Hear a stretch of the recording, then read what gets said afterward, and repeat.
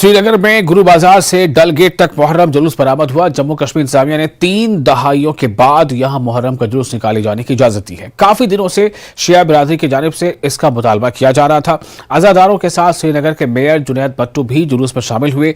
शिया भाइयों के मजहबी जज्बात को मद्देनजर रखते हुए इंतजामिया ने जुलूस निकाले जाने का फैसला किया था।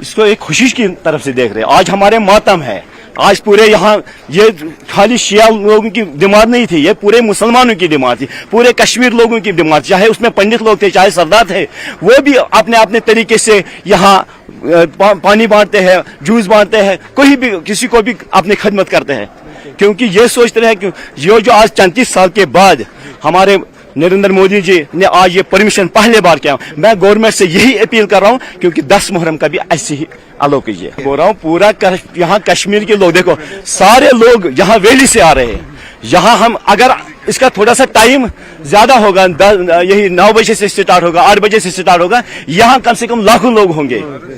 मगर फिर भी आप देखिए, आपको खुद यहाँ वाकिफ हो, आपको खुद नजर आ रहे हैं कितने लोग यहाँ, फिर भी मुझे लगता है 50,000 से ज्यादा लोग यहाँ जमा होंगे।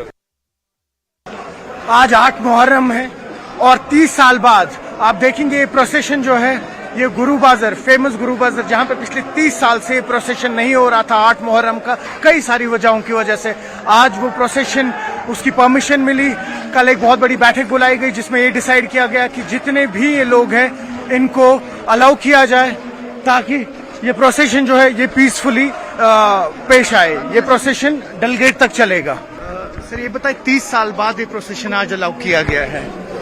जी, एक बहुत ही तारीखी कदम उठाया गया है। एलजी साहब का शुक्रिया अदा करेंगे, इंतजामिया का शुक्रिया अदा करेंगे कि अज़ादारों का जो ये जुलूस है 8 मुहर्रम, जो रिवायती एक रूट पे चलता था, उस पर अलाउ किया गया है। और मैंने एलजी साहब से बहुत लोगों ने अपील की थी, मैंने भी अपील की थी कि एक बार ये आजमाया जाए और पुरअमन तरीके से पाए तकमील तक पहुँचेगा। और मैंने उस वक्त ये भी बोला था, मैं खुद जिम्मेदार भी हूँ, बहुत सारे लोग जिम्मेदार हैं, तो आज हम खुद इस जुलूस में शमूलियत और शिरकत कर रहे हैं और पूरी यकीन से बोलेंगे कि पुरअमन तरीके से ये पाए तकमील तक पहुंचे। और इंतजामिया के हवाले से बात करें तो अरेंजमेंट्स कैसे हैं? अरेंजमेंट सारी है। कल कुछ वाटर लॉगिंग का इशू हुआ था, हमारी पूरी टीम रात को इस रूट को सैनिटाइज भी कर रही थी और डिवाटर भी कर रही थी। आप देख सकते हैं the root is completely dry and sanitise. Personally आए हैं, अब एक बहुत पॉजिटिव मैसेज आता है।